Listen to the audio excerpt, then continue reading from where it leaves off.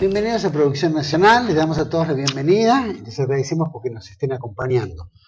Producción Nacional va a lanzar hoy un programa que tiene que ver también con la cultura, que tiene que ver con la filosofía, que tiene que ver con lo que es la producción nacional. Argentina no solo produce a nivel comercial, a nivel económico, también producimos intelecto, también producimos cultura.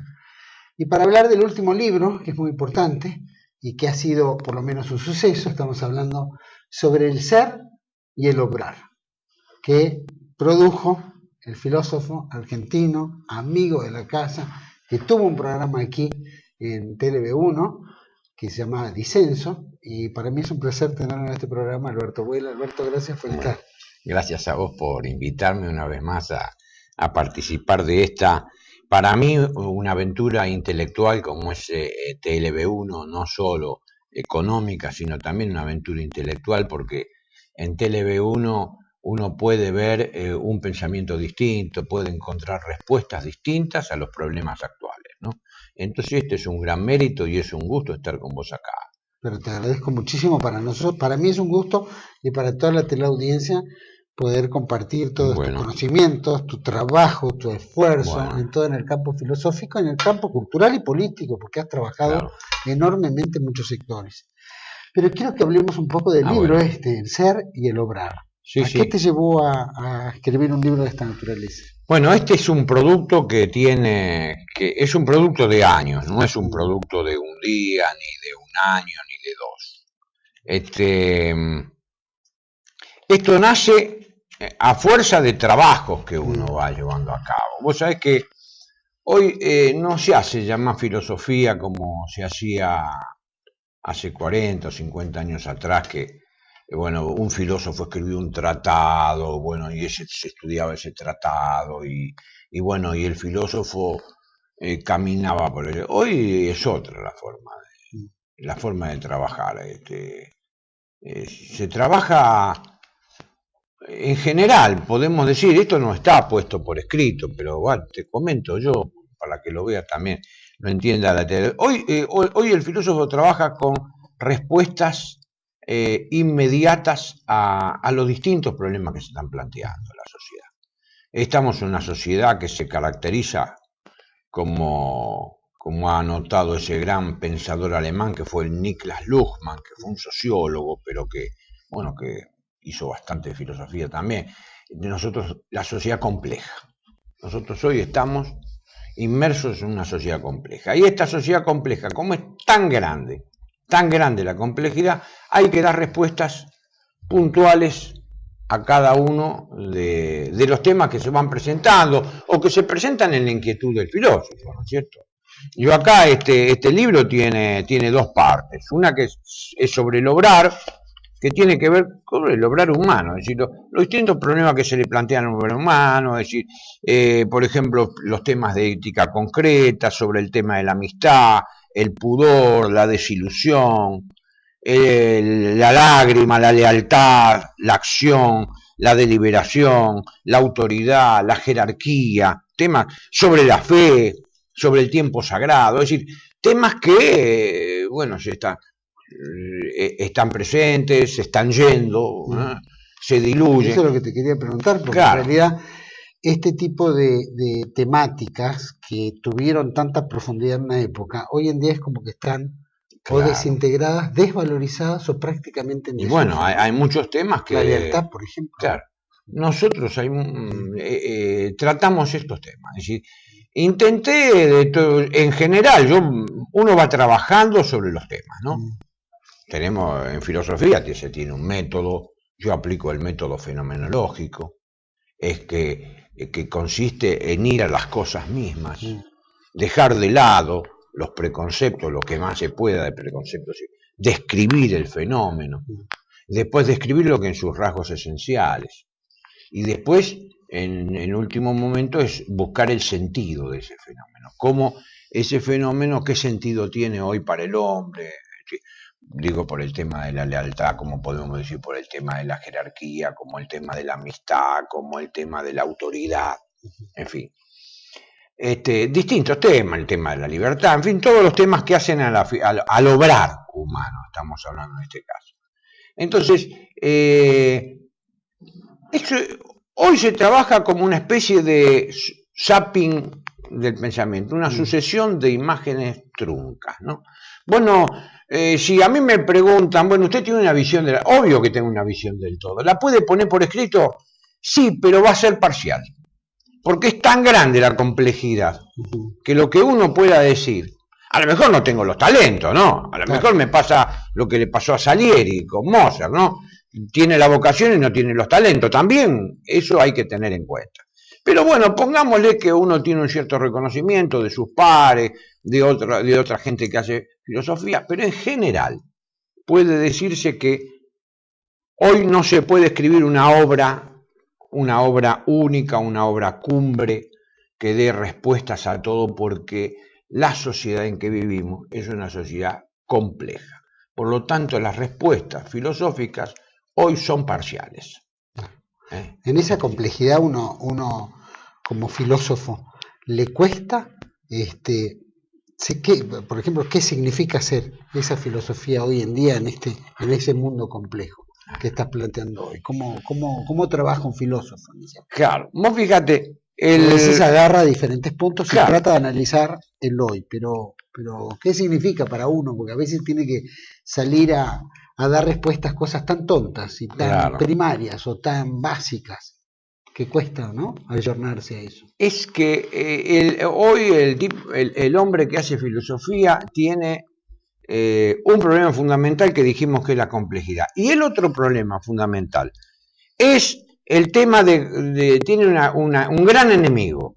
Es lo que dice Feyerabend, los analfabetos locuaces.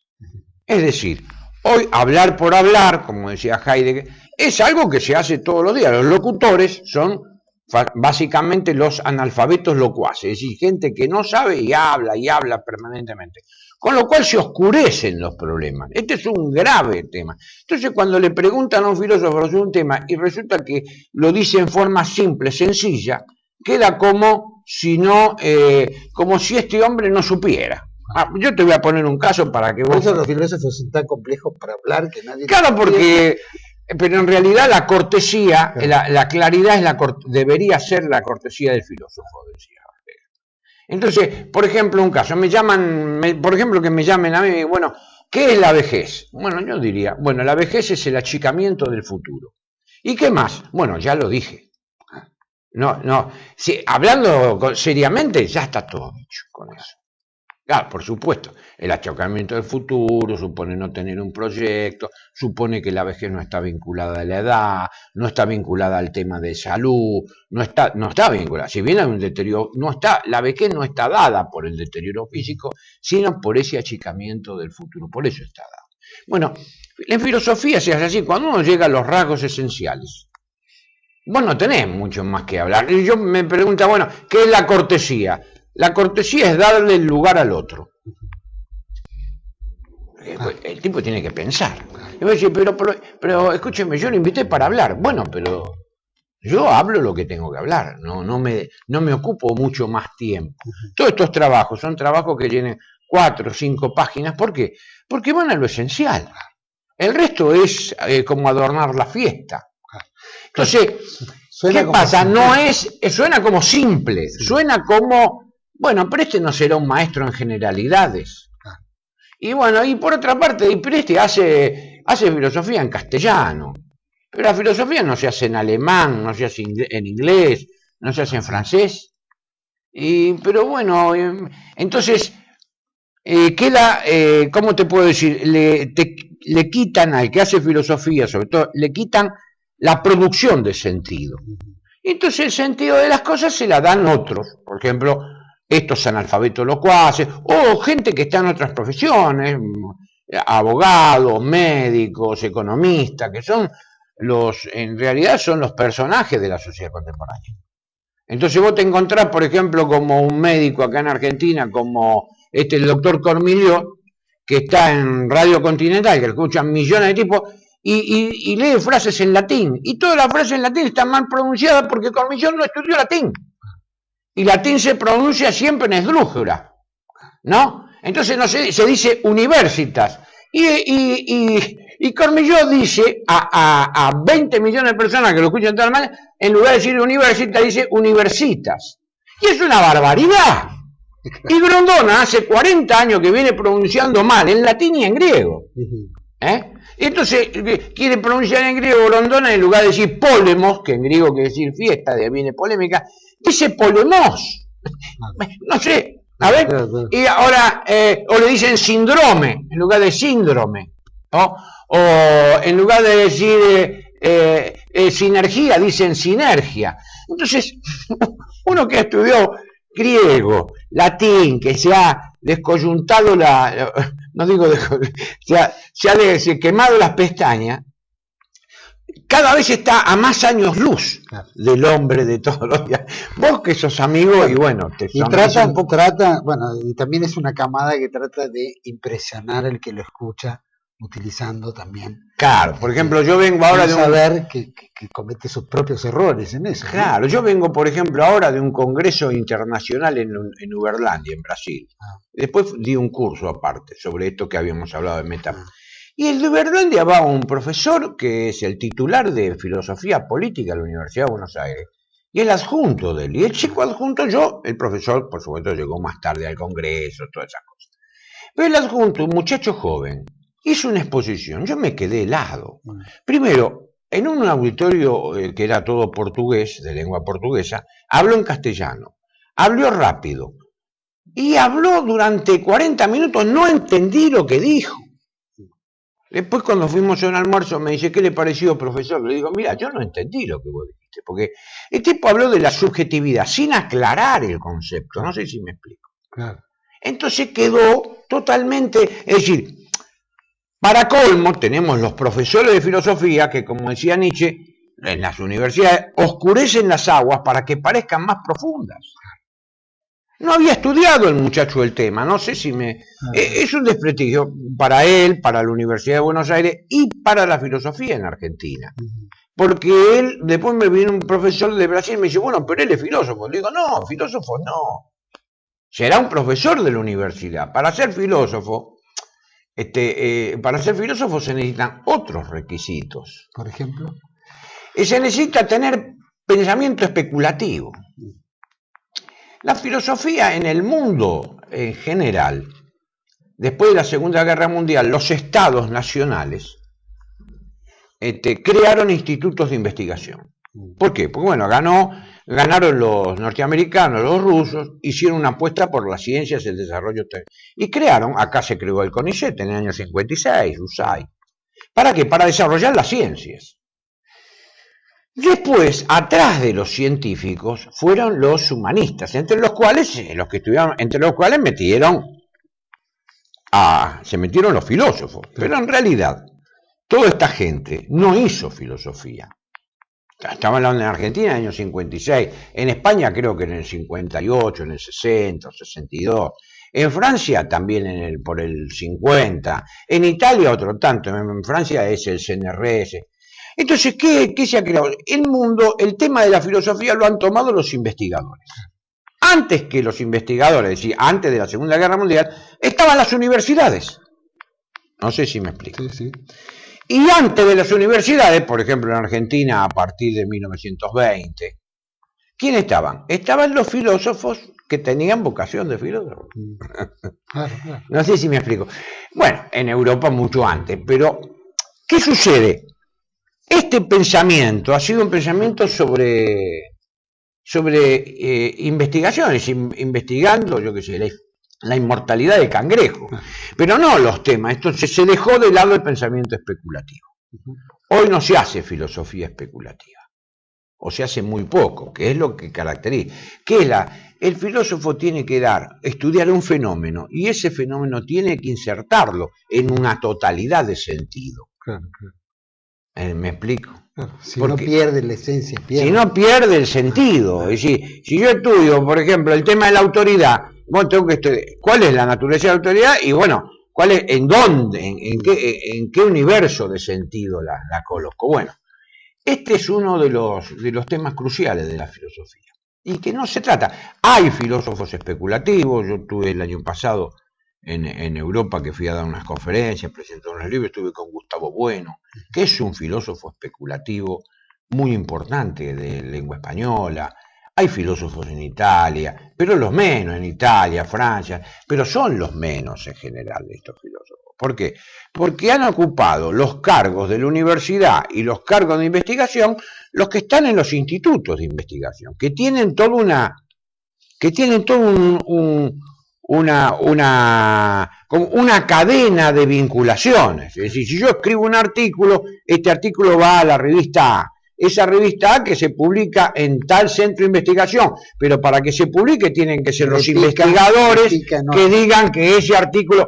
Entonces ahí se produce una cadena, queda encadenado, es un circuito cerrado, es una producción endógena. Termina siendo como una especie de monopolio. Claro, es el monopolio de las significaciones, monopolio de... Claro que sucede que no podemos decir monopolio de ideas, ¿no? Monopolio de erudición. Erudición, claro, queda comentado. Claro, pero no hay ideas. Por eso había un filósofo brasileño que se llamaba Don Miguel Reales, que decía, la cultura es aquello que queda cuando se viene abajo el andamiaje de la erudición. Bueno, un filósofo tiene que ser un hombre culto, seguramente. Tiene que dejar que se caiga el andamiaje de la erudición, porque uno, si se piensa que hace filosofía no para mirarse el ombligo, no para leerse a sí mismo, sino para que los otros puedan llegar a una vida mejor, una vida más feliz, una vida más plena. Es decir, para que el prójimo, el otro, entienda otras razones más allá de las que dan la ciencia, las teologías, etcétera, la historia, etcétera, etcétera, otras razones para que pueda agotar la plenitud de hombre. Tener por lo menos las respuestas a cosas que no se preguntan, preguntas que no tienen. Claro.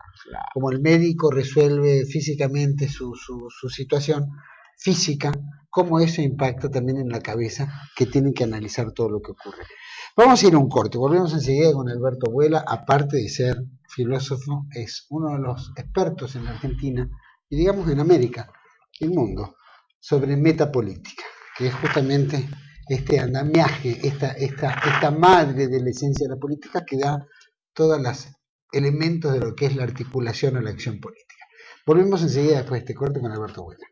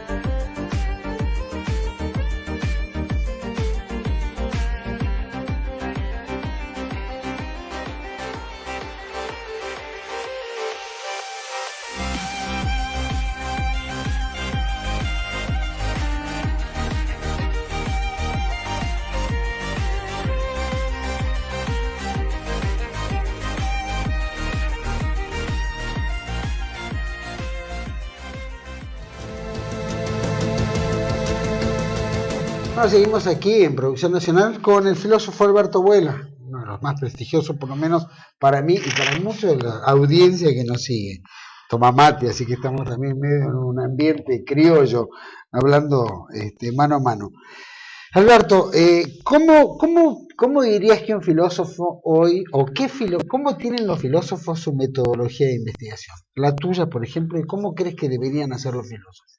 O los jóvenes. Sí, está muy linda pregunta. Bueno, mira, en general, la filosofía se hizo desde el primer cuarto de siglo del siglo XX hasta ahora. En general, la que tiene más influencia ha sido la fenomenología. Uh-huh. Es un método, el método fenomenológico, que nace con Edmundo Husserl, después sigue con con Max Scheler y Heidegger, que son los filósofos más significativos en este sentido. Y este método lo que quiso hacer es que se haga filosofía y va en contra del idealismo que venía de la época de Kant y demás, y va en contra también de reducir simplemente los datos a la experiencia, sino que darle un sentido a esos datos. El que se da cuenta del método es Husserl, pero el que se da cuenta de darle el sentido a los hechos es el maestro de Husserl, que fue Brentano, Frank Brentano. Entonces, el método consiste en lo siguiente: un filósofo toma un tema, ¿no? Un tema, el tema que a uno se le ocurra. Entonces, ¿qué hace? Lo primero que tiene que hacer es estudiar todo lo que se ha escrito sobre el tema, pero ponerlo a un costado. Eso se llama epogé, ponerlo a un costado. Pero estudiar todo lo del tema. Después, un segundo paso es intentar ver cuáles son de ese tema los rasgos esenciales, ¿no? Por ejemplo, yo estudio la autoridad, tengo que saber que escribió un filósofo italiano, Giuseppe Renzi, un libro llamado La Autorità. Y Renzi era un socialista. Bueno, pero escribió sobre la autoridad. No me interesa Renzi, si yo no soy socialista, pero no me interesa leerlo a Renzi como socialista, lo leo como filósofo sobre la autoridad, pero dejo de lado la opinión. Después, cuando voy a analizar el tema de la autoridad, bueno, tengo que ver la autoridad, tengo que ver primero la relación de mando, la relación de obediencia, si está vinculada a la fuerza, si está vinculada al saber. Voy buscando los rasgos. Una vez que encuentro los rasgos, describo el fenómeno. Lo describo el fenómeno en sus rasgos. Una vez que tengo descrito el fenómeno, digo, bueno, ¿y esto en función de qué? ¿Para qué? ¿Estamos? Es decir, ¿para qué lo estudio? Lo estudio en función de algo. En función de, bueno, ¿qué es la autoridad? Entonces, la autoridad en la sociedad democrática. La autoridad en la sociedad de masas. La autoridad en la sociedad compleja. ¿Por qué? Porque quiero que esto tenga una encarnadura en la realidad.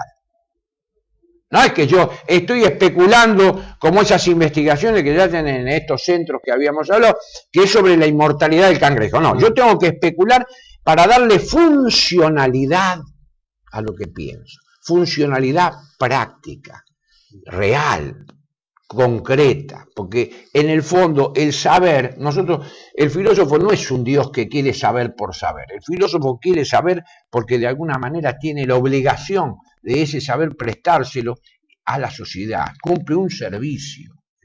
Porque para un filósofo hacer política es hacer epimeleia, como dice Platón, es ponerse al servicio.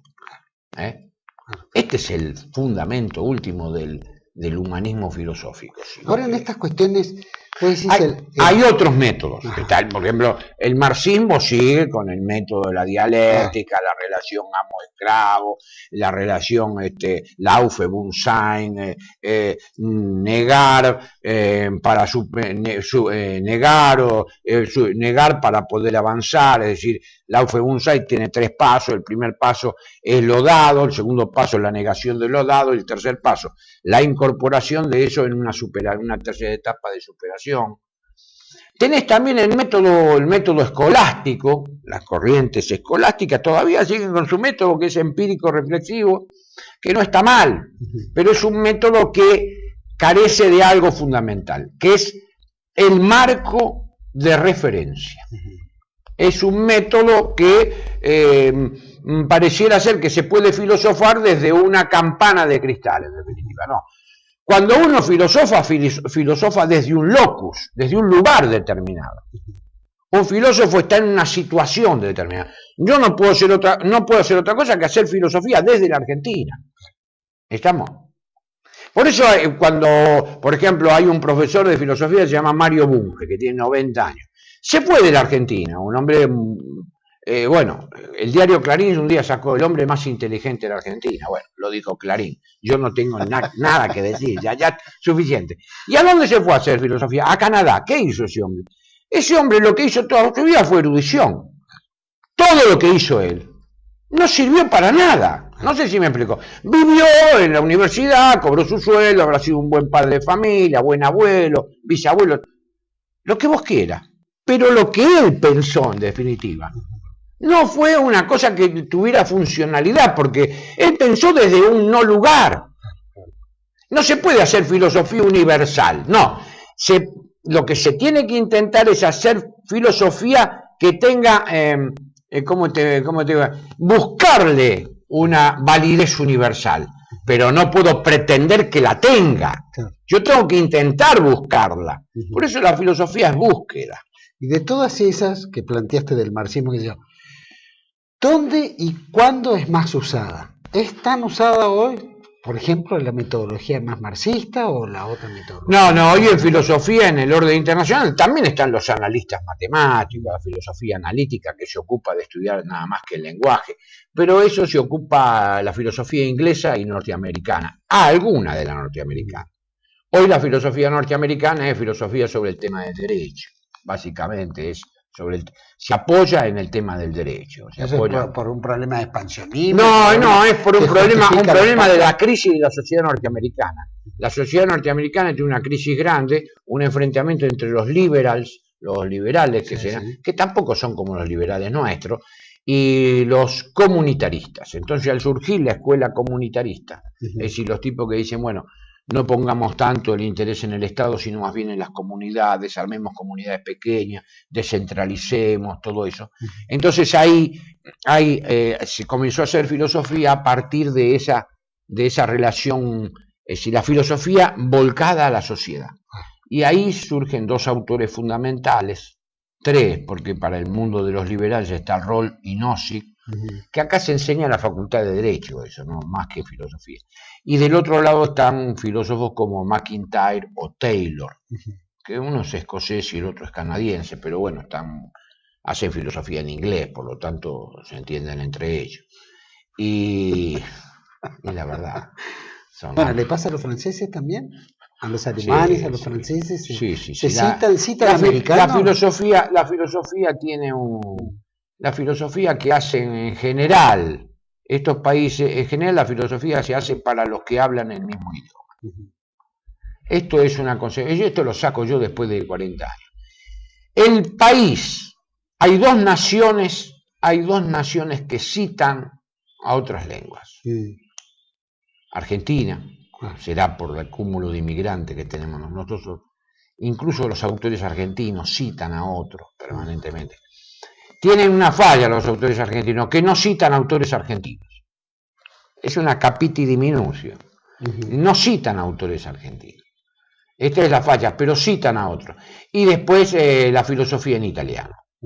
Los filósofos italianos en general tienen un mayor universo de discurso en las citas. Será por aquello de las romanitas, ¿no? Es decir, el carácter universal que tiene el filósofo romano, cita incluso autores en castellano, citan autores en alemán, en inglés, pero los alemanes prácticamente se citan a ellos, los franceses se citan a ellos y los ingleses y norteamericanos se citan a ellos. Y nosotros citamos a los otros y no nos citamos. Nosotros generalmente citamos a los otros y no nos citamos a nosotros, menos a los argentinos. Sí. Y después la filosofía en portugués está limitada a una isla idiomática que es el portugués que prácticamente no tiene ningún peso, ¿no? Teniendo algún buen filósofo también, ¿no? En la filosofía argentina, ¿se habla de filosofía argentina? Bueno, dijiste en el mundo se citan entre ellos, pero digamos en la historia argentina, ¿quiénes son los filósofos que vos podrías reconocer como decir, bueno, esta es la trascendencia que ha hecho la escolástica filosófica argentina y que impacta no solo para nosotros, para América, o no sé quién nos dé bola, ¿no? Bueno, son dos preguntas las tuyas, ¿no? Primero, si se hace filosofía en Argentina, y segundo, si esa filosofía es conocida o es citada. Bueno, por ejemplo. Bueno, primero, vamos a empezar por la pregunta. Todo lo que es por los filósofos. Bueno, entonces a ver cómo podríamos decir. La filosofía argentina tiene, dentro de los países iberoamericanos, incluido Brasil, México, tiene seguramente el mayor desarrollo filosófico de todo este continente. Esto es una realidad por el número de filósofos, por su producción, etcétera, etcétera. Esta filosofía argentina conoció una serie de etapas, pero básicamente nace a partir de 1920, 1925. Nace la filosofía como un pensamiento especulativo profesional, por así decir. Y nace con hombres que realmente fueron filósofos. Es decir, Argentina tuvo filósofos como los cordobeses Saúl Taborda, Nimio Danquín, Carlos Astrada, Alberto Caturelli, que está vivo, ¿no? Gonzalo Casas. Es decir, Córdoba tuvo 5 filósofos, no es poco para una provincia 5 filósofos, pero bueno, después tuvo Tucumán filósofos como Alberto Rullés, tuvo Santa Fe filósofos como los hermanos Virasoro, Miguel Ángel y Rafael, más Miguel Ángel todavía, que fue el primer metafísico argentino. Buenos Aires la provincia de Buenos Aires tuvo, y Buenos Aires también tuvo filósofos como Luis Juan Guerrero, por ejemplo, el primero que escribió un sistema de estética en castellano, de modo tal que tuvo Argentina, en Buenos Aires tuvo filósofos también, tuvo profesores de filosofía interesantes como Coriolano Alberini, por ejemplo. Después tuvo otros que no tuvieron tanta producción y peso, pero bueno, tuvo y contemporáneamente tiene Argentina. Yo reconozco, por ejemplo, acaba de fallecer ahora Máximo Chaparro en Santa Fe, pero fue un buen filósofo. Y por ejemplo, Silvio Maresca, por ejemplo, que estuvo en este programa, es un buen filósofo. Es decir... Bueno, vos has hecho desfilar una veintena de filósofos. Una veintena, no sé si todos filósofos, investigadores. Maliandi es un buen filósofo, que es de La Plata, aunque de La Plata nunca puede salir. Le pega La Plata. Vos sabés esto de La Plata que decía de Santa Fe, que decía era para molestar. Era para molestar a otro, bueno, para molestarlos un poco. Decime, el primer becario del CONICET salió de La Plata, que se llamó Emilio Estiú, que era buen traductor del alemán, pero era el primer becario de filosofía de Argentina, fue Emilio Estiú. Emilio Estiú tradujo a Heidegger al alemán, pero nada más. ¿De dónde era? De La Plata. Y bueno, los becarios salen de La Plata. Y decime qué aportes importantes han abastecido a estos filósofos que acabas de nombrar. Bueno, de Córdoba. Para mí me parece que el aporte importante es, para mí es el sistema de estética de Guerrero. Guerrero era un criollo como nosotros, ¿viste? Guerrero era descendiente de un vaqueano, había nacido en Bahía Blanca. Era una familia Guerrero, descendiente de un vaqueano de Mitre. El abuelo de él era vaqueano, un criollo vaqueano. Mira. Y después Guerrero murió en Varadero. Guerrero, yo no sé si Guerrero nació en Varadero, no, el padre de él nació en Bahía Blanca. Era descendiente de un vaqueano, el padre era ferroviario. Y después Guerrero nació en Varadero. Y Guerrero murió de un atracón en un asado. Como buen criollo. Claro, pero era doctor, fue uno de los primeros doctores, era doctor en filosofía en Alemania. Sí. Y era amigo de Astrada y amigo de Taborda, ¿no? Estoy hablando es una generación muy importante. Bueno, él aporta este sistema de estética, que es la estética referencial, que me parece un buen aporte. El otro aporte importante para mí es el aporte de Deanquín. Cuando Deanquín aporta a la filosofía en general, a la filosofía situacionista, que se dice, la filosofía que se plantea desde un lugar determinado, aporta un trabajo interesante que es el ser visto desde América. Deanquín trabaja bien. Es decir, Virasoro, por ejemplo, trabaja muy bien el tema de la existencia. Es el traductor del Ser y la Nada de Sartre, pero lo corrige a Sartre, Virasoro, ¿no? Es decir, te estoy hablando de filósofos con peso. Con mucho fuste. Sí, mucho fuste, sí, sí. Hay gente que, bueno, de otro tipo, pero estos son de mucho fuste, sí, sí. Con relación a esos pensadores, hoy en día, o por lo menos en los últimos tiempos, ¿a cuáles son los filósofos que reconocerías, digamos, hoy? Por ejemplo, Membiel, bueno. Membiel fue más un teólogo. Membiel fue un teólogo, Castellani fue más teólogo que filósofo. Uno siempre lo coloca también como filósofo porque los sociólogos fueron hombres, los sociólogos, pero en general fueron. Lo que pasa es que con Membiel, por ejemplo, Membiel le dio funcionalidad política a la teología. Este es el asunto, le dio funcionalidad política a la teología. Eso no lo hizo ninguno. Castellani, por ejemplo, le dio una funcionalidad política a la literatura. Leyendo a Castellani cualquier novela, uno se sitúa políticamente, es decir, toma un partido. Esto es lo que las grandes cabezas le dan funcionalidad a las ideas que trabajan. Los estériles no, los estériles trabajan esa cosa y no pasó de un libro, no sé. En cambio, las grandes cabezas le dan funcionalidad. Otros, por ejemplo, de la actualidad, que yo digo, de Maliandi, bueno, Maliandi tuvo un premio, no, pero a mí me parece que es interesante lo que hace, por ejemplo, Maresca, es interesante. También hay una filósofa argentina que yo reconozco mucho, que es Josefina Reñasco, que estuvo acá. Josefina Reñasco trabaja muy bien todo el tema de la tecnología y todo el tema de el decrecimiento. Hoy hablamos del progreso, bueno, ella trabaja el tema del decrecimiento como una manera de entender el progreso. Josefina Reñasco para mí es una...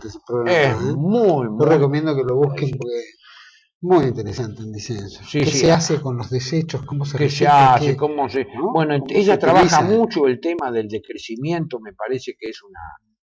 y después nosotros tenemos grandes investigadores, pero son investigadores, nada más.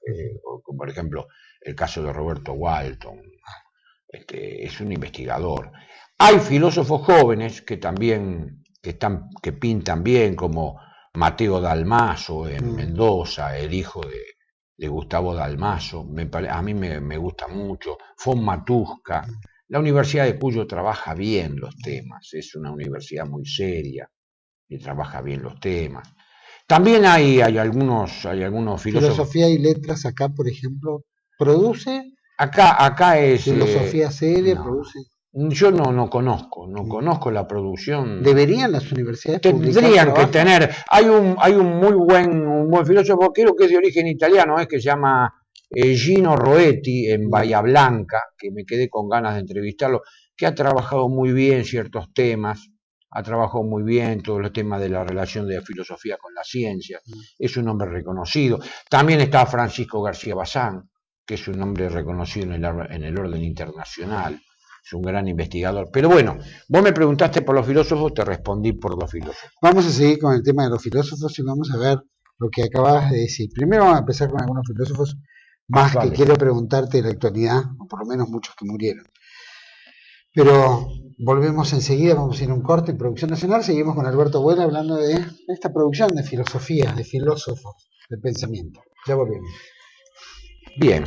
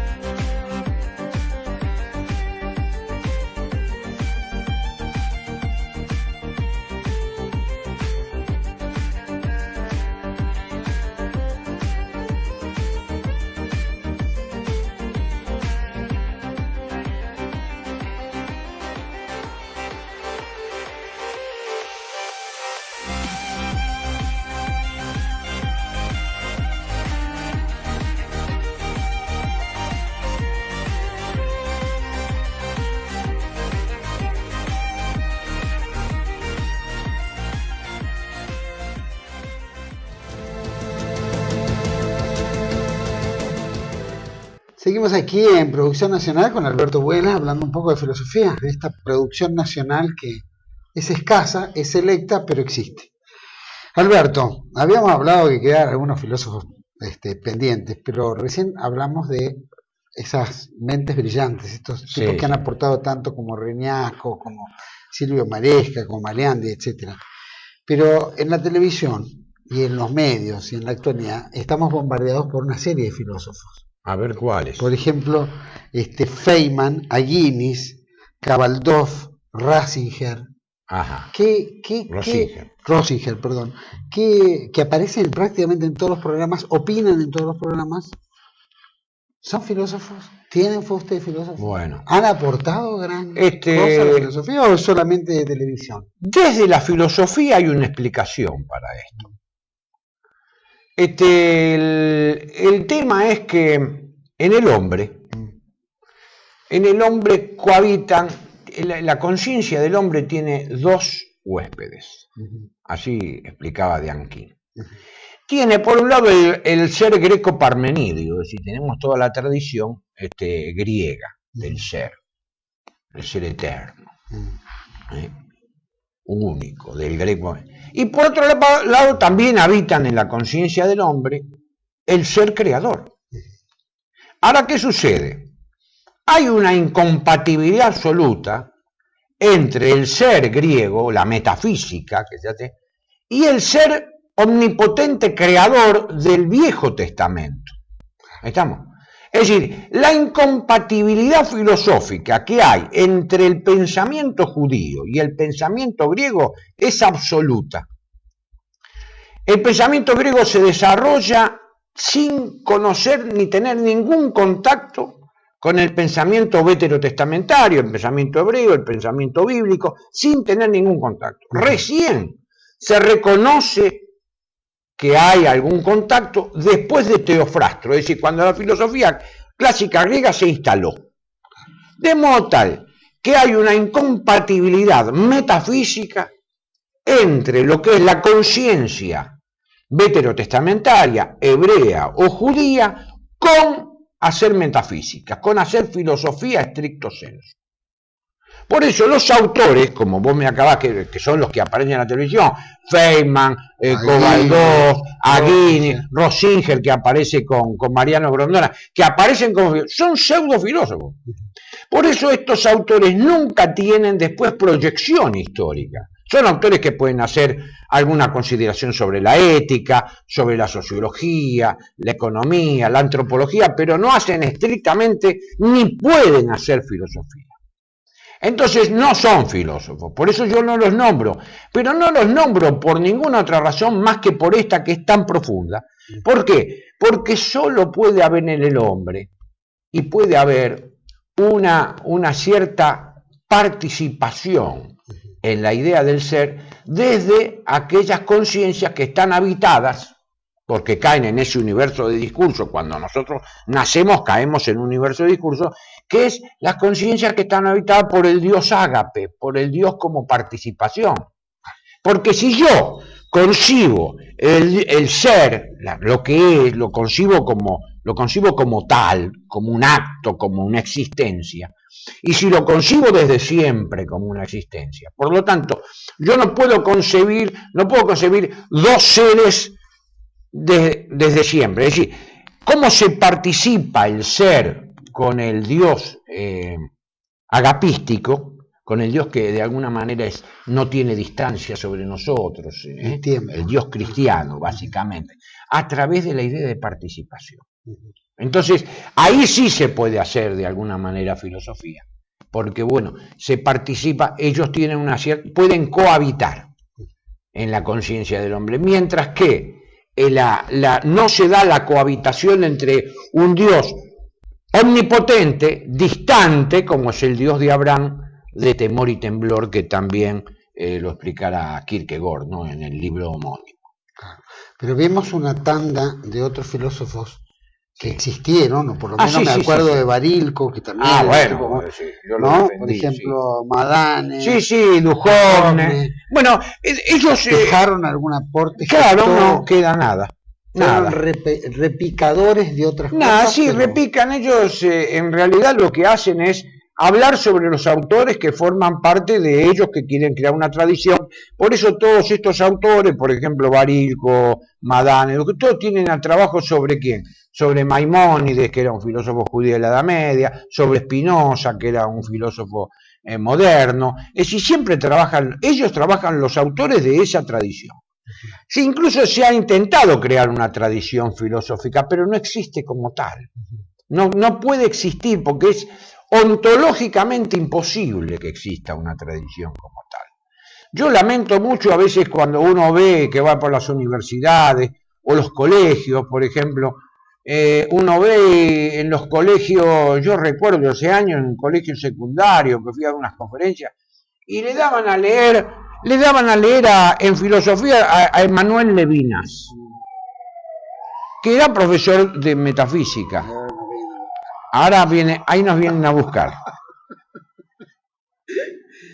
Le daban a leer a Emmanuel Levinas y le dije yo a la profesora, le digo, pero señora, ¿cómo le dan a leer a Emmanuel Levinas en lugar de leer a Pierre Boutin? Porque son tradiciones de pensamiento distintas. En filosofía esto es muy serio. Uno forma parte de una tradición de pensamiento. Uno no puede ser un boy scout de la filosofía. Entonces uno forma parte de una tradición de pensamiento. Y nosotros nos inscribimos en una tradición que viene de Grecia, obviamente. Viene de Grecia y pasa por Roma, etcétera. Ahora vamos a cambiar un poquito de tema, pero habías hablado sobre la filosofía, es decir, habías hablado que la teología genera la funcionalidad en la política o trata de adaptarla, como fue el caso de Membiel o Castellani, etcétera. ¿Cómo juega la filosofía en eso y la política? ¿Cómo hace la funcionabilidad esa? Bueno, esta es una buena pregunta porque la filosofía no tiene incidencia sobre la política. Lo que tiene incidencia desde la filosofía sobre la política y de la política sobre la filosofía es la metapolítica. Porque nosotros llegamos a la conclusión de, como llegó Kierkegaard en su época, que el filósofo delante del político hace el papel de papanatas. Y el político delante del filósofo hace el papel de pequeño hombre ruin. Porque lo corrompe el político al filósofo, porque le ofrece dinero, le ofrece cargos, le ofrece ser asesor. Pero después el político no lo escucha al filósofo. Entonces lo corrompe. Porque el filósofo en general es un hombre dispuesto a la verdad, al desocultamiento de las cosas, que es el sentido de la verdad, de aletheia, desocultar. Entonces, la relación del político con el filósofo es, el filósofo en general tiende a la verdad, a desocultar, y el político lo contrata, pero después no lo escucha. Por lo tanto, hay que buscar un uso común, que es el tema de la metapolítica. Ahí es donde tiene que trabajar el filósofo, sobre la metapolítica. Y si el político, alguna vez encontramos algún político con alguna vocación filosófica, tiene que trabajar también ahí, no va a trabajar el político sobre la metafísica, no tiene ningún sentido. Ahora no hay un desmedro en eso, porque hoy la política la veo muy globalizada, ¿no? Sí. Es como que baja un discurso de los grandes emporios, llámese mediáticos, políticos, o de fuerza mundial financiera, y es como que cumple un papel. Entonces el filósofo es un estorbo que tenga que aclarar metapolíticamente si la memoria, la historia tiene algo que ver, cuáles son las diferencias y cómo él la puede, digamos, encajar en su vida cotidiana, entendiendo. Sí, en general no hay muchos filósofos metidos en la política, no hay muchos filósofos. Primero porque no hay muchos filósofos. Segundo, porque los investigadores, que te digo, de todos esos institutos, cuidan su sueldo, no se meten en política. Tercero, los otros que hacen filosofía son los que están en las universidades, se cuidan porque las universidades son todas oficialistas. En todos los lugares del mundo, no solo en Argentina. Después están los profesores del colegio secundario que no producen nada, producen manuales de filosofía. Por lo tanto, hay pocos filósofos. Y los filósofos que están metidos, o son filósofos que están metidos desde el marxismo, se meten en política del marxismo, como Zizek, por ejemplo, o son filósofos que están como un florero, como un jarrón chino. Es decir, están para justificar, por ejemplo, acá en Argentina, vos lo viste, estos que trabajan de filósofos, Feynman, Forster y todos estos, ¿qué son? Son funcionales al gobierno argentino. Efectivamente, ninguno de los dos es filósofo. Estrictamente no son filósofos. Son ideólogos, son tipos que usan las categorías de filosofía en función de la ideología. En este caso, mostrenca del kirchnerismo, o de lo que vos quieras llamarle, no sé ni cómo se puede definir eso, un socialismo con chiripá, no sé cómo podemos definirlo. No me interesa tampoco. Pero básicamente el filósofo no puede trabajar en pie de igualdad con el político, salvo que se establezca un uso común, que en este caso es la metapolítica, que es lo que nosotros intentamos cuando hablamos con políticos y que también hablamos, pero no para ser nosotros asesores de ellos rentados, porque eso es el mecanismo por el cual el político corrompe al filósofo. ¿Han percibido en la política que hayan tomado alguno de los... Sí, acá yo tengo casos de Argentina. En el sindicalismo, en la política. Yo tengo casos interesantes. Me acuerdo que una vuelta me comentó Eugenio Pucciarelli, que era un profesor de filosofía, tampoco era un filósofo, pero un buen profesor de filosofía, que él asesoraba a Frondizi, por ejemplo. Ha habido casos, por ejemplo, de filósofos argentinos o de profesores como Hernán Benítez, por ejemplo, que asesoró a Perón. También hubo filósofos en ese momento que hablaron con Perón. Uno de los filósofos que se sabe que habló con Perón que habló largo rato, fue Hugo Espirito. No lo conoce nadie, ni nadie nunca lo da, pero es un filósofo que pensó muy bien todo el tema de la comunidad, un filósofo italiano que pensó muy bien el tema de la comunidad. Es decir, hubo filósofos que tuvieron alguna implicancia, digo yo, acá en Argentina, ¿no? Yo no he tenido oportunidad de hablar alguna vez con algún presidente, pero lo menos que hizo fue escucharme, ¿no es cierto? No me escuchó. Vos cuando empezamos el reportaje hablabas con relación a determinadas frases que el filósofo con una frase muy corta determina un punto y ya no necesita más explicación, está todo dicho. Está todo bien. En un momento yo te escuché hablar y con el tema particular de metapolítica vos hablabas de la decadencia y hablabas una frasecita que decía: la decadencia comienza cuando dejamos de ocuparnos del otro. Exacto, exactamente. ¿Y con eso? Ya está, listo. La decadencia tiene una ley, siempre se puede ser más decadente. Y la decadencia comienza cuando nosotros efectivamente comenzamos, si nosotros nos ocupamos de nosotros mismos, ¿no? El sentido del hombre no es casualmente ocuparse de él. El sentido de la vida, el sentido no es ocuparse solo de él. El hombre obviamente se ocupa de él, de sus necesidades, de sus ambiciones, de sus proyectos, pero en realidad el hombre es un sum politicón, está con otros, ¿no? Y bueno, ese estar con otros hace que, sobre todo en filosofía, se ocupe con los otros de cosas importantes. Había un filósofo, un profesor de filosofía que fue muy bueno acá en Argentina, que se llamó Coriolano Alberini, y cuando hace la crítica al positivismo argentino de los años 80, del 1900, ahí en esos 30 años, de 1880 a 1910, ¿y qué crítica le hace al positivismo? Y el positivismo no se ocupó de los problemas fundamentales de la filosofía. Se ocupó de hechos, de cosas, de sociología, pero no hizo filosofía. Y eso dice. Y la filosofía se tiene que ocupar de los temas importantes que otras disciplinas no se ocupan. ¿Esa es la liga, la moral?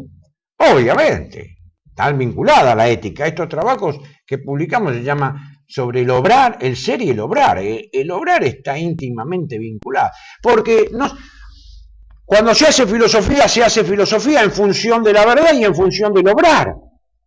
La filosofía es un quehacer, la vida es un quehacer. Entonces, si yo hago filosofía por el solo hecho de hacer filosofía, soy un oligofrénico, soy un imbécil. Soy un investigador del CONICET. Me gano la bronca de todo. ¿Por qué? Porque hago filosofía, puedo hacer filosofía. No, tengo que hacer filosofía para darle funcionalidad sobre el obrar humano. Si no, no tiene sentido hacer filosofía.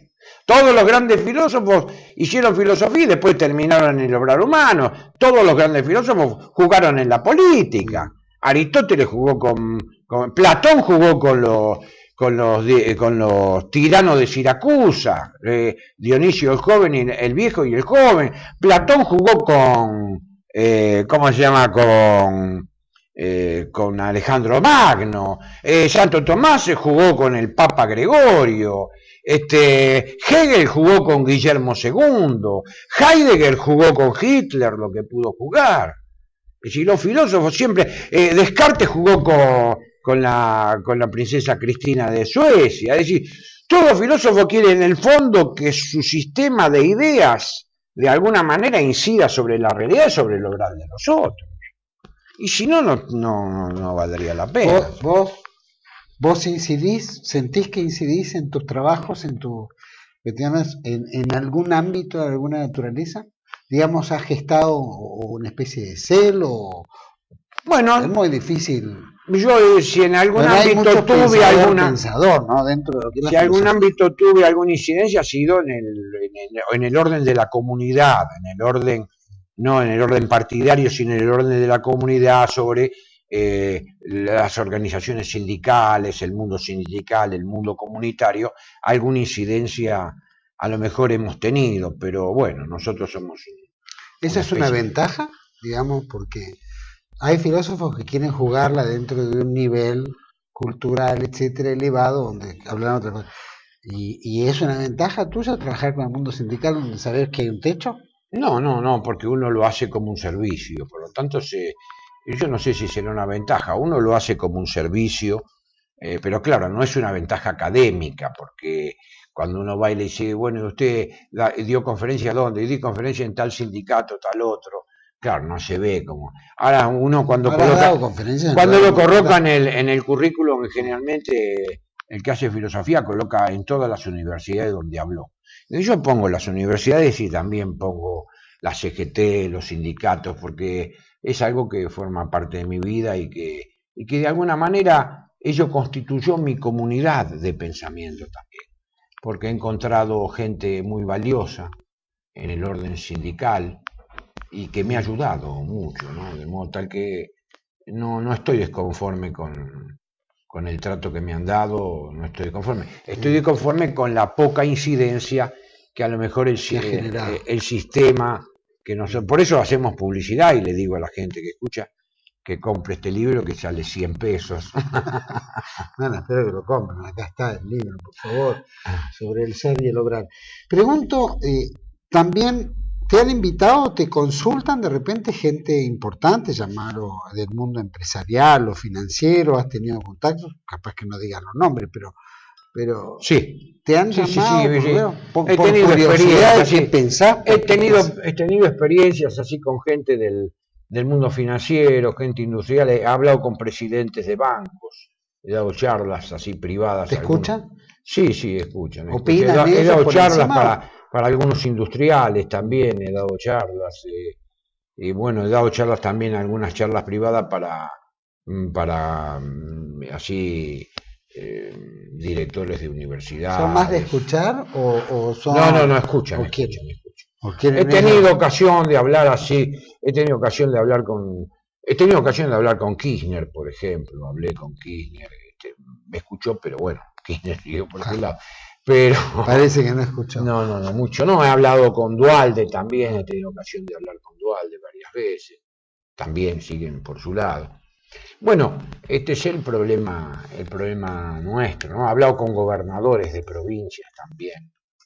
Tengo lindas anécdotas, otras no tanto. Pero en general, los que más escuchan lo que se hace en filosofía son... Esta es mi experiencia, no digo que sea todo. Son la gente que trabaja, en derecho, los jueces. Esto sí, he tenido ocasión de hablar con miembros de la Corte Suprema de Justicia. Muchas veces he hablado con miembros conspicuos de la Corte Suprema, charlando temas de filosofía. Ahí sí se escucha un poco más, porque bueno, la otra contraparte está preparada también para este tema, ¿no? Bueno, eso es la... Y decime, el hecho de ser filósofo, el hecho de pensar más allá las cosas importantes y significativas de la vida, ¿gesta un gran ego en los filósofos? Sí. Sí, ¿Es desmedido el ego? Yo creo que es un problema. El problema del intelectual es un problema el problema es la autorreferencia. El problema es la autorreferencia. Es decir, yo en ese sentido creo que el Papa Francisco ha sido extraordinario cuando dijo no te la creas. Bueno, hay que asumirlo eso como un mandato. No se puede hablar de uno. Hay que evitar, yo me acuerdo que nos decían evitar decir yo. Usar por lo menos el nosotros, el nos majestático, el nosotros. Pero evitar el yo. Los romanos se aconsejaban en Roma evitar el ego, no comenzar con ego los escritos. A mí me parece que sí, que hay una infatuación, lo que llamaba Hegel, la infatuación del corazón.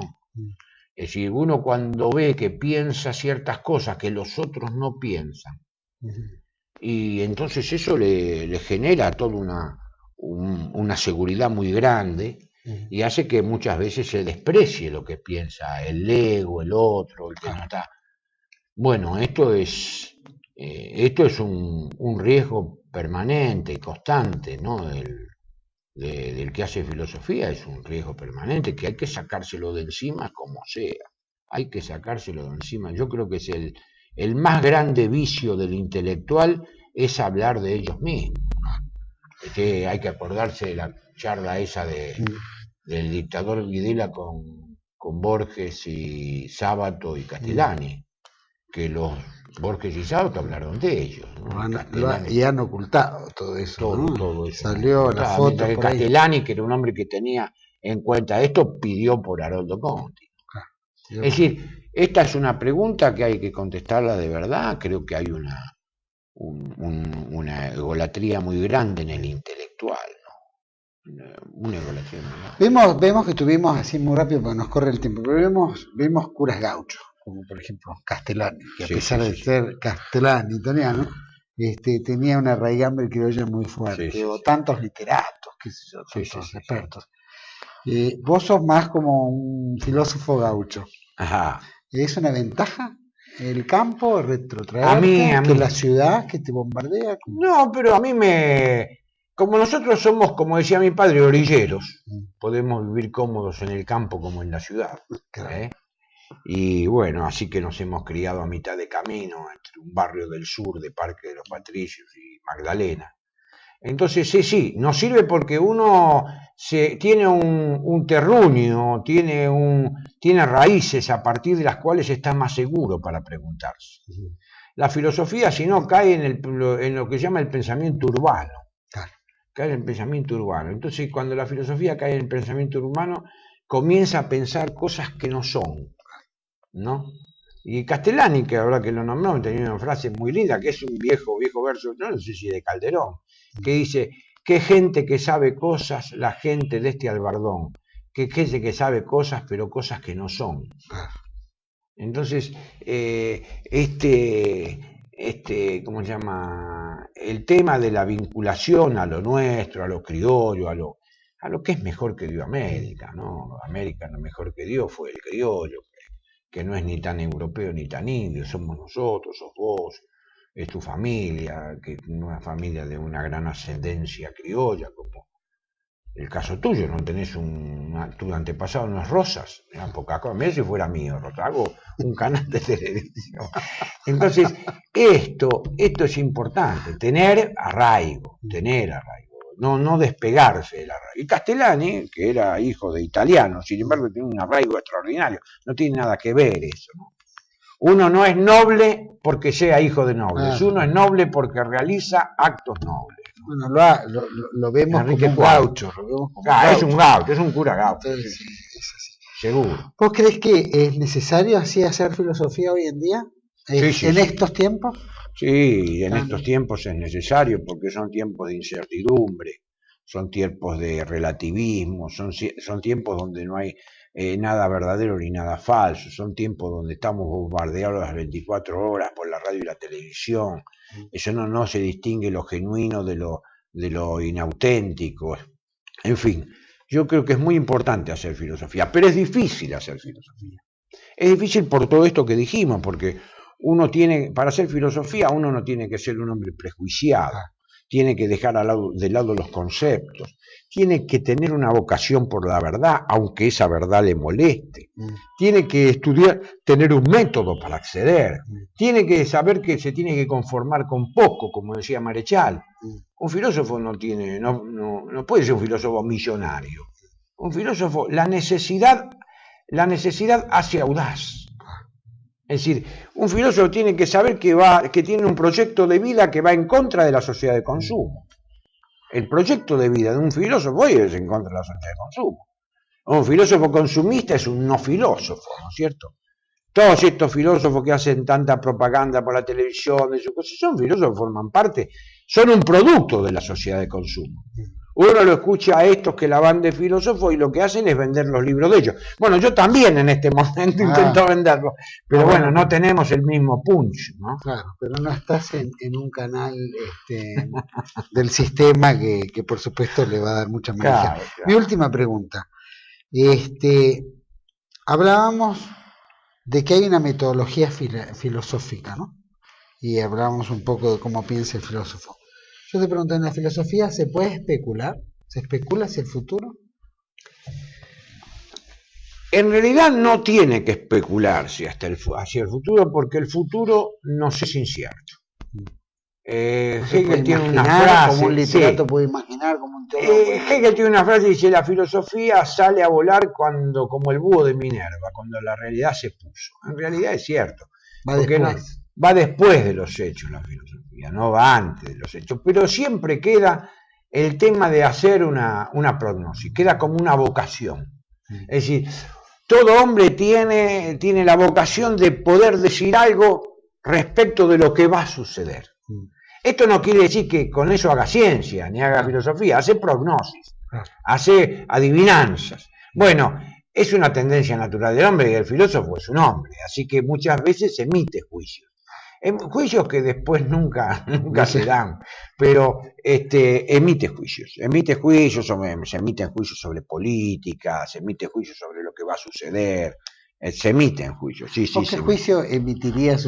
No digo pronóstico ni tampoco, pero ¿cómo especularías la Argentina de acá, qué sé yo, 20 años? A mí me gustaría. ¿Cómo lo veo Argentina de acá a 20 años? Yo, por lo que se ve ahora, no se ven grandes cambios, no se ven grandes cambios políticos. Nosotros hemos tenido un hecho extraordinario en Argentina, que es la elección del Papa Francisco. Pero esta elección del Papa Francisco por ahora no se ve ningún efecto sobre la Argentina, porque tampoco hay recipiente. Todo quiqui recipitur ad modus recipiente, todo se mide de acuerdo al recipiente. Y el recipiendario de esta decisión, de esta elección estratégica, que fue la elección de un argentino como papa, es el pueblo argentino. Todavía no se masticó, todavía no se deglutió, todavía no la maduró, todavía no tenemos ningún efecto. Es decir, nosotros tenemos, primero el único efecto es el gobierno. El gobierno trata de utilizar la imagen de Francisco, tiene sus candidatos y lo llevó al candidato frases, lo lleva para sacar la foto, pone la foto del Papa con el candidato, que es un intendente, un tipo absolutamente menor. Entonces, todo eso bastardea esta cosa tan importante. Ahora bien, nosotros tenemos una ceguera por parte del gobierno que no se dio cuenta de esta elección. Y tenemos también que el pueblo argentino todavía no ha tomado conciencia. De acá 20 años yo calculo que este Papa puede vivir tranquilamente 10, 15, 20 años, puede vivir este Papa. Ahora bien, tendría naturalmente que asumirse un cambio de actitud.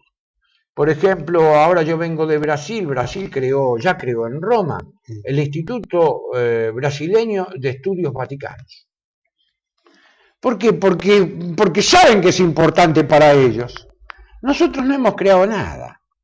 Nosotros tenemos un secretario. Hay una calle que le van a poner y hay un recorrido turístico que hizo el gobierno de la ciudad. Las cuentas están pensando en el dinero. Tenemos un secretario de Cultura que no se llama Olivieri, se llama un apellido para decir, ni siquiera tiene un apellido que se Olivieri era un profesor de filosofía mío. Oliveira, no sé cómo. Si uno no entiende nada, hace 10 años que es secretario de culto, nunca entendió nada de lo que pasa en la Iglesia Católica. Ahora, lo mínimo que podía hacer Argentina es que, bueno, creemos un instituto argentino de estudios vaticanos. Que no vayan a hablar, que no piensen en la Iglesia en términos de liberales, de conservadores, que no piensen en términos políticos en orden de la Iglesia. Entonces, si nosotros pensamos en términos políticos, entonces sale uno y dice, no, el Papa es peronista, como hay carteles, o dice, no, el Papa es antikirchnerista. Eso es no entender nada. Entonces, ¿cómo veo de acá a 20 años? Yo veo que sí se entiende esta elección del Papa, se la puede recibir y se la puede elaborar, Argentina puede cambiar de significación en el mundo. Y si no, todo indica que esto va a seguir en la misma política, en la misma corriente, ¿cómo me llamo?, de cabotaje, de vuelos interiores, es decir, política corta, política menuda, y toda esta cosa que en realidad hace que uno pierda el sentido de las cosas en el mundo, no solo en el mundo. Y vamos a tener que ponernos a la altura de las circunstancias. Creo que, como bien dijiste, va a tomar un poquito de tiempo hasta que se madure, se mastique. Sí, ¿no? Sí, yo creo que sí. Que y se analice bien. Ni siquiera la oposición. Nadie, ¿no? Yo no noto en el panorama, no sé, viste que parece que fueran todos masones, especialmente en la Secretaría de... ¿No? Es como que estas cosas no sé si son masones, o son evangélicos, o son sionistas, pero no noto ninguna... noto, históricamente hablando... No lo han encarnado. No noto un juicio católico. Por lo menos que hubiera un juicio de uno, ¿no? Yo que sé, alguna vieja, lo que ustedes quieran, pero no noto en la televisión un solo juicio católico, en el sentido de que sea, diga, bueno, este hombre, por lo menos digo, este hombre es católico. No, yo no noto no noto en los diarios, no se nota. Tendría que haber por lo menos uno. Debe haber, pero si habla le deben pegar. Sí, yo no lo noto, porque también hay católicos que están en contra de este Papa, que yo he visto, que hay católicos que están abiertamente en contra de este Papa, lo cual me parece una incongruencia absoluta, pero bueno, también lo hay, son pocos. ¿No? Bueno, el cuestionamiento tiene que ver con unas formas y estilos y cosas que... No sé, vos sos entendido en ese tema. No ahora. Tanto. Tengo entendido que vos sos entendido. No mucho. Tengo amigos que son entendidos. Sí. Me cuesta también a veces entenderlo. Pero Alberto, muchísimas gracias por haber venido acá en Producción Nacional. Ya todo el mundo sabe el libro, vuelvo a nombrarlo, sobre el ser y el obrar, Metafísica y Ética de Alberto Vuela, lo pongo acá, pop. Y todos los que quieran, figura abajo, la dirección, creo que el teléfono, todo, donde se puede adquirir, tanto en la librería Platero como en Ávila, la ex librería del colegio, que está frente a Hernandarias, ahí tienen el correo electrónico de Hernandarias, que también va a figurar.